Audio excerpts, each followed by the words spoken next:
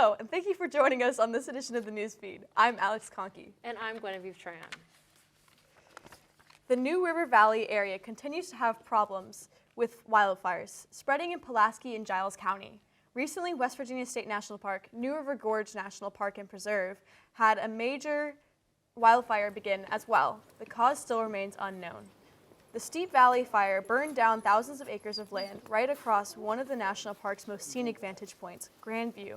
Containment is now up to 29%. However, smoke is still visible as the fire is actively burning. In result, part of the park has been closed to the public, including the War Ridge Campground, a hotspot for hunting and fishing. However, recreation and all other areas of the park are still open until further notice. Firefighters are actively on guard at the National Park, implementing and monitoring existing fire lines. The cause for the fire is still under investigation at this time. However, the dry and warm climate is believed to be a main suspect. Get out your chapstick and lotion, Hokies. It is going to be a dry winter. Dry may seem better than a slushy mess of a winter, but not when the dry conditions are causing problems like wildfires. More on this with Newsfeed reporter Gray Wins. With the amount of wildfires active in Virginia, you'd wonder why this may be the case. Consistently dry weather and winds are what led to the capacity for fires to begin and spread, but there is a greater force behind these conditions. Virginia is currently in El Niño, which is supposed to lead to wetter weather, but it's not acting like it, as said by David Carroll, a meteorology professor at Virginia Tech.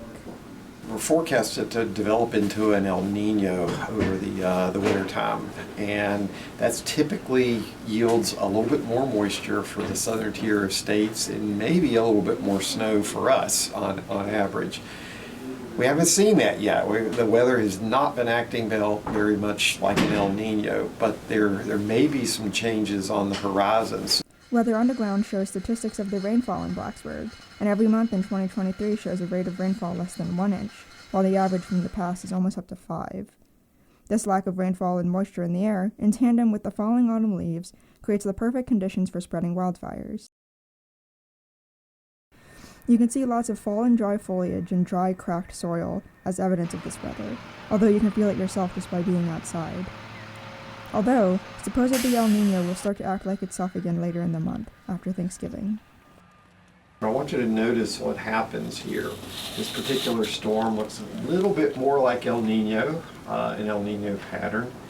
It's projected that snow will be a few inches above the average for this season, as El Nino kicks in. So get out your snow boots and be prepared for a white Christmas. This has been Newsfeed reporter Gray Wins. Virginia Tech is a campus known for its beauty, especially its trees. But we often don't think about what they do for us.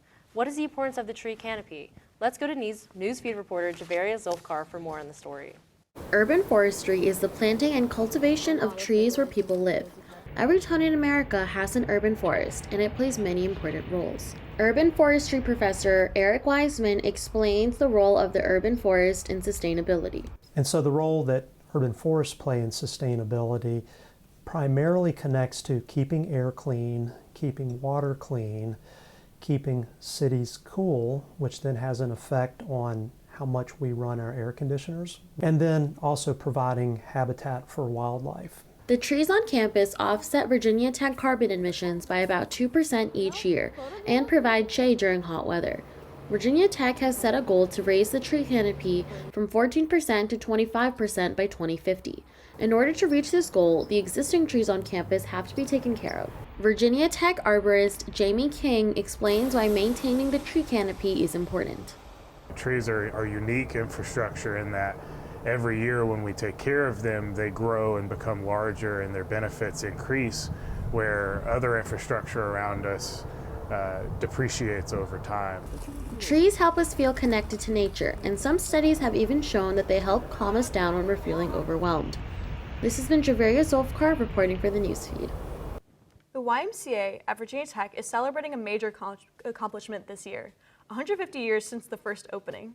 The YMCA has been providing assistance for the school and the town of Blacksburg for over a century, and this year marks a huge milestone for the organization, the university, and the community.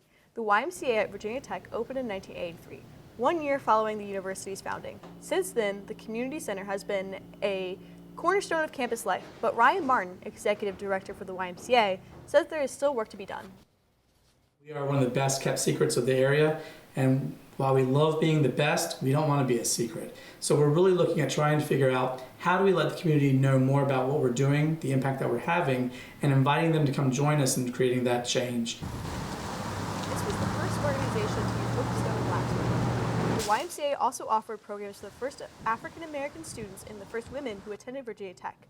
Martin says the main goal is to provide a way for students to make a difference. They fully expect to continue their involvement for the next 150 years. Located in the Appalachian Mountains, Blacksburg is home to various forms of flora and fauna that change with the seasons. Blacksburg is also home to many public art installations, whether created by local artists or by students at Virginia Tech. To showcase the town's natural surroundings, the Town Office of Sustainability, along with the Town Engineering Department and the Blacksburg Public Arts Committee, teamed up with local artists to create a community coloring book. This public art installation is located on Draper Road and is planned to be refreshed following the seasons. My experience has been really positive when we were down at the site working with the artists. This mailbox has chalk and an information sheet educating members of the community on the local flora and fauna featured in the drawing. Community members are encouraged to color in and read the sheet and learn more about the local wildlife in the area. I think the intention is to make nature-based education and sort of nature-based awareness and ecological awareness just part of the background of how people experience not just natural spaces, but urban spaces. We can learn so much through the art, and especially projects like this. Just to use colors are fun to start with, and then science involved, and all those natural environment learning. Blacksburg residents can submit their own ideas for upcoming designs and can ask questions on the town's website. So I could see early March, a design going down. For the newsfeed, this is Alex Conkey. Just ahead on the newsfeed, why Virginia Tech's safe spaces aren't called such anymore. And child care workers asking government for active sanction. That story and more after this break. If you're buzzed and doing this,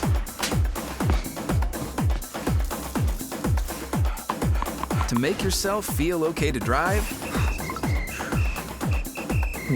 ZWX.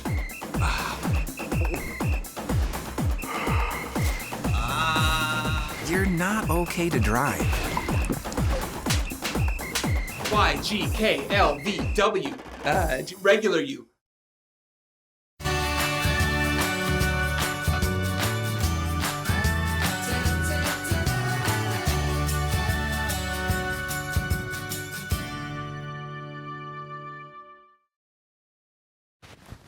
Welcome back to the newsfeed. I'm Guinevere Tran. Next is newsfeed reporter Kaya Hill, who gives you a glimpse into the many community centers here offered at Virginia Tech. They are meant to bring diversity, equity, and inclusion to Virginia Tech in a way that helps students to not feel ostracized. It gives them the confidence to be themselves. Newsfeed reporter Kaya Hill joins us with more. Kaya. Over 60% of the student population that makes up Virginia Tech is Caucasian. Virginia Tech says that they recognize and address issues around diversity and inclusion. With such a small amount of the student population being diverse, is that really the case? What are they doing to make up for this lack? The university claims to have a diversity and inclusion requirement, which emphasizes and lines up with the institution's guidelines. People all over the world attend Virginia Tech and look for others who have the same interests as them. There are many places on campus that are considered safe spaces for those who are considered a minority. But the main question to ask here is, are they safe spaces or just places for the misrepresented groups? Dr. Bing, who is the director of the LGBTQ+ Resource Center, talks about what they are actually meant for. And those are really spaces that are meant to help people find their people better. Particularly on a PWI campus like Virginia Tech, a primarily white institution is what PWI stands for.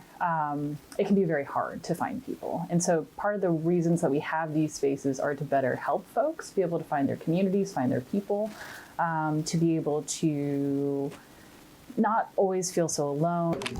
There is a place where you can go and connect with those who understand you and can help you feel better about being away from home. But is that enough? Does Virginia Tech need more diversity for students of the minority? Efarata Barasu, a sophomore who has dealt with personal struggles at Virginia Tech, gives us more. But I think sometimes it gets overwhelming, especially when I'm at like my workplace and I don't have these other groups. Like there's only me. I am the only black person or the only black girl in these certain groups, and it does get a little bit hard because sometimes you hear the things that they say and it could be a form of a microaggression, but it can just also be like the stuff that you're saying lacks like intelligence and knowledge. It just like you're just kind of talking and there's nothing behind it, and you so badly want to say something, you so badly want to correct them, but you can't because you know how that makes you look. These are not considered safe spaces anymore, but they are cultural and community centers that are meant to be of help and guidance to those on this big university while being a minority. And they are also resources to help you be successful during your time here at VT. The places do represent diversity, equity, and inclusion because they embody togetherness, welcomes, encourages, and supports individuals who desire to contribute and benefit from the institution's missions of learning, discovery, and engagement. I am Kaya Hill, reporting for the newsfeed, and back to you in the studio. The imminent expiration of the American Rescue Plan Act, which allowed low-income families to afford childcare, is set to expire in Virginia in the coming months. This will affect childcare facilities, parents, and children. The American Rescue Plan Act, a COVID-19 stimulus package, is set to expire in the coming months. This could have implications for both parents and childcare workers across the state.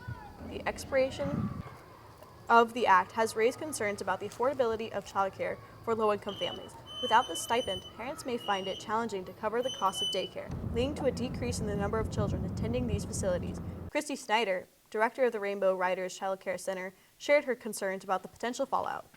We have the possibility of a significant drop for families to be eligible for child care support, which means roughly 40,000 families may have some disruptions in their child care due to a lack of funding. This expiration also poses a threat to the income stability of child care providers like Christy. With fewer children attending daycare, providers may see a decline in revenue. The future of child care in Virginia hangs in the balance, and the advocacy for affordable child care from workers and families is ongoing. That will wrap up this edition of the Newsfeed. If you have a story idea for the Newsfeed, let us know. Send us an email at thenewsfeednrv@gmail.com. Or you can connect with the Newsfeed on our socials. Thank you for watching. I'm Alex Conkey. And I'm Genevieve Tran.